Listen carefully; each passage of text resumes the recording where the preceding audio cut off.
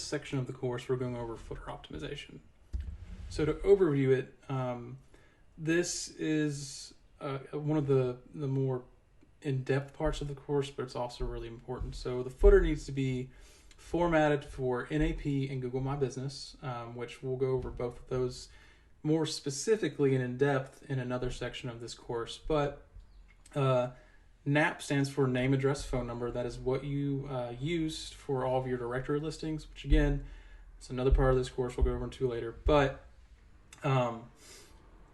directory listings are all the places that you will list your business on, like Yelp and Google My Business,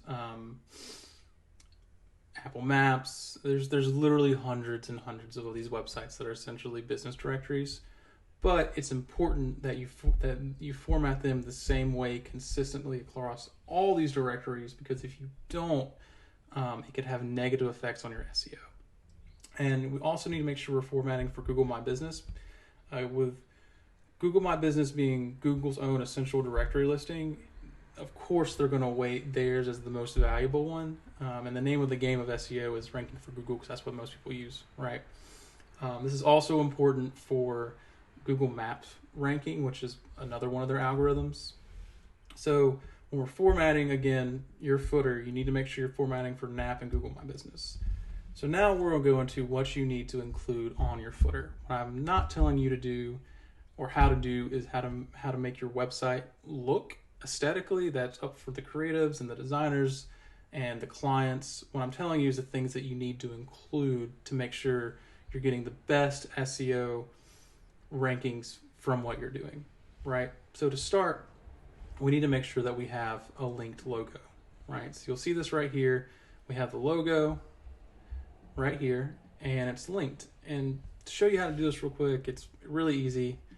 You go to the website, your website or wherever you want to link, you copy the URL, come down here, paste it, and you update it, and it's pretty straightforward. The next piece I want to go into is Google Map embed. So you'll see that we have it right here. And in case you don't know how to do that, I'll show you real quick. So go to Google Maps.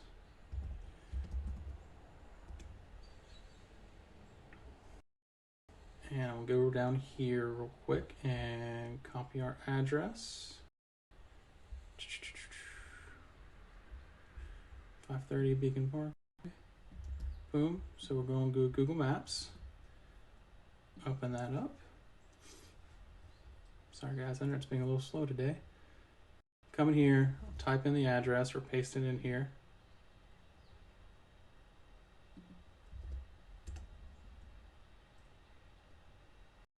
Finds the address.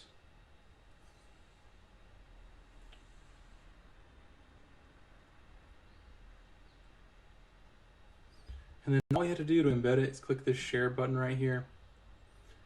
Embed a map. Tell it the size you want.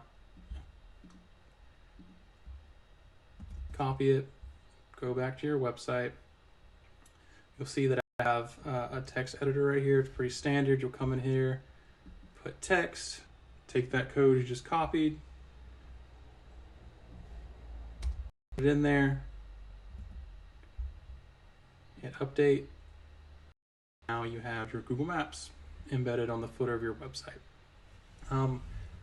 Why this is important is because anytime you have websites or web applications that have high authority in their domain, which Google obviously has the highest authority you can possibly get, anytime you're linking to those, it's good for your SEO.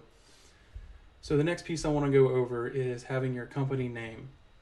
So you'll see that we have right here, it's Nick the Marketer, right? And this is also linked again to our website. And it's important for NAP and Google My Business that you have it formatted correctly. So what I mean by that is if we go to the Nick the Marketer Google My Business, you'll see it's Nick the Marketer. It's not Nick the Marketer, LLC or whatever. It's just Nick the Marketer. So you need to have that represented here in your footer. Because the footer's on every page of your website, and it just creates more pages where your name, address, phone number is on the internet. And again, it's important that you have it the same way consistently across all of your directory listings and on your website. Because again, inconsistencies cause negative SEO rankings, and no one wants that. So the next piece is we also have the address here. This is also linked, right? So if I were to click on this, it would pretty much take me to this right here, right? But again, you need to have it formatted for Google My Business and name, address, phone number. So essentially one line needs to be the street address with the unit number if you have a unit number. The second line needs to be city and state, and the third line needs to be your zip code. The next piece I want to go into is having a linked telephone number. So to do this, you need to know a little bit of code. It's really, really easy, so don't freak out. So you see we have our telephone number right here. If I click on this, you'll see I have the number right here. And to make it clickable, all you have to do is go to the link section, type in tel, T-E-L, colon, and then the number without any dashes or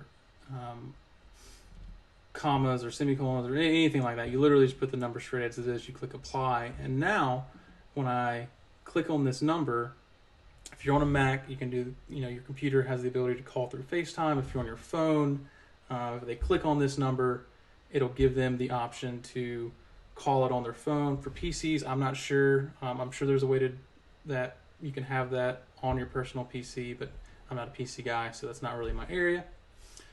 The next piece I want to go into is having a linked email if applicable, right? So you'll see on our footer, we don't have the email because we don't take communications through just a straight email. We have a contact form on a website, but typically we prefer a phone call, right?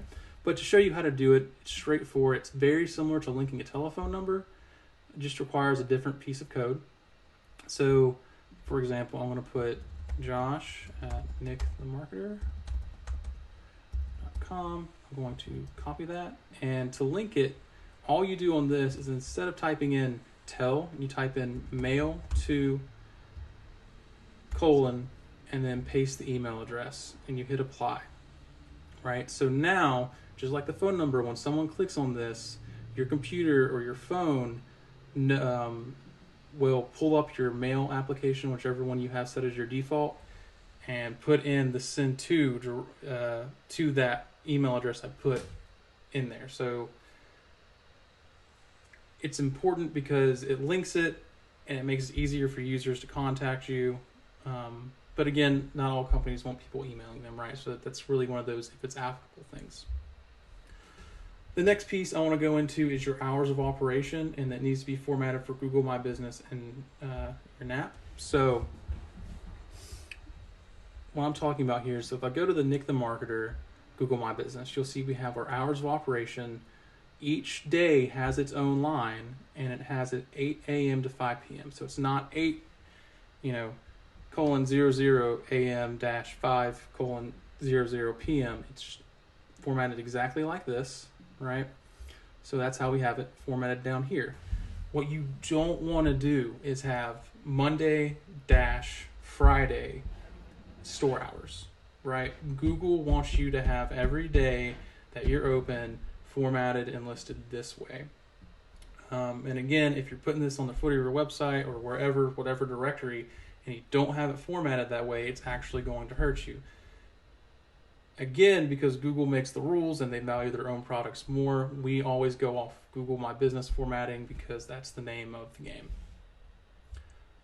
The second to last piece I want to go over your social links. This is pretty common. Most people put their social links in their website somewhere. We like to put it in the footer. I don't know if it has a direct effect on your SEO. It's just good practice, right? So, again, all you got to do is add the social icons you want, go to your Facebook, your YouTube, your Instagram pages, copy that URL, and make sure that they're listed in there.